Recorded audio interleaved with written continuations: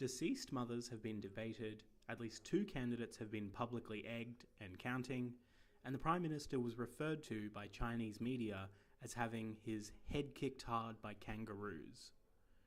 Dozed off and missed out on these bizarre hot-button moments from the 2019 Australian federal election campaign?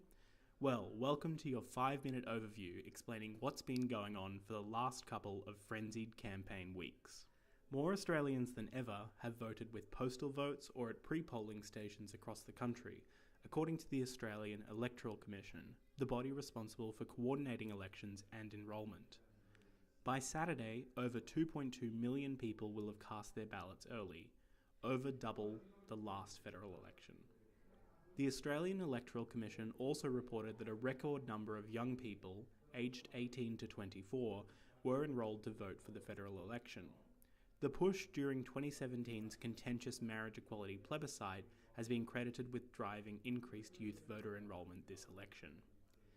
88.9% of young voters were enrolled at the 2019 cutoff date, helping to achieve the highest total voter enrolment in national history, with 96.8% of eligible voters enrolled for this year's election, a figure the AEC described as unlikely to be matched anywhere in the world.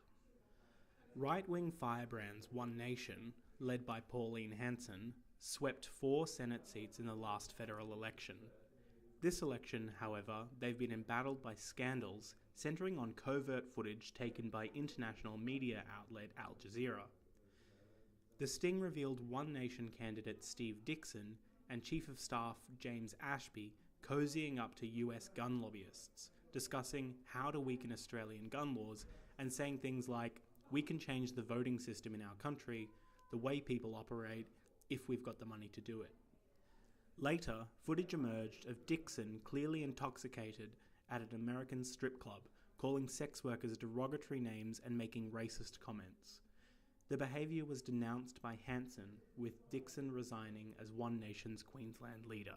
Steve Dixon, the Greens' Jay Desi, in Melbourne's seat of Layla, Labor's Luke Creasy in the seat of Melbourne, where the University of Melbourne is located, Labor's Wayne Kerneth in the Northern Territory, and Tasmanian Liberal candidate Jessica Whelan were all forced to resign amid scandalous social media comments.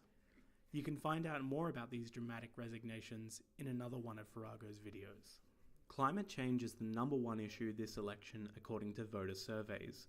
Data collected by the long-running independent Lowy Institute, who poll voters on which are the most critical issues each election, and results from ABC's Vote Compass, show that for the first time voters consider the environment the most important election issue, more important than the economy.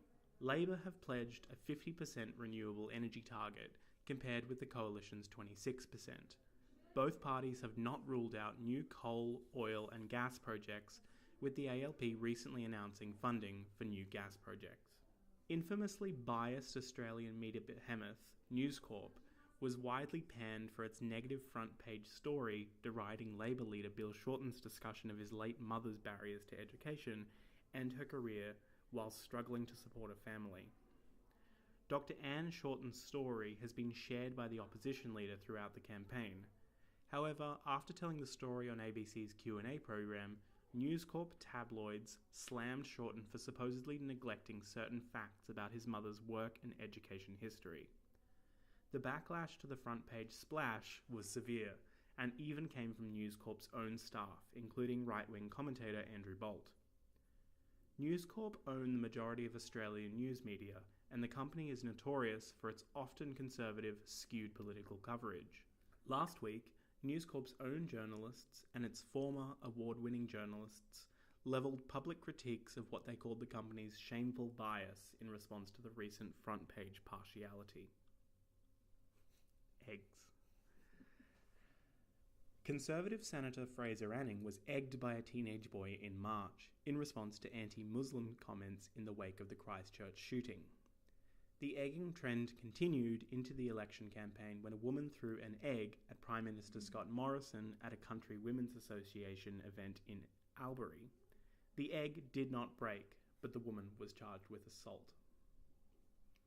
Support for the Eggers across social media in particular has perhaps demonstrated the general sense of frustration at the somewhat absurd state of contemporary Australian politics, with the incidents said by commentators to represent many voters' dissatisfaction and disenfranchisement with their current elected representatives.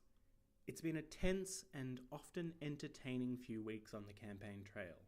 Hopefully, you're now feeling more abreast of all the weird and wonderful goings-on in Australia's 2019 federal election. Stay tuned to Farrago's coverage of what's sure to be a gripping final race at the polls on Saturday.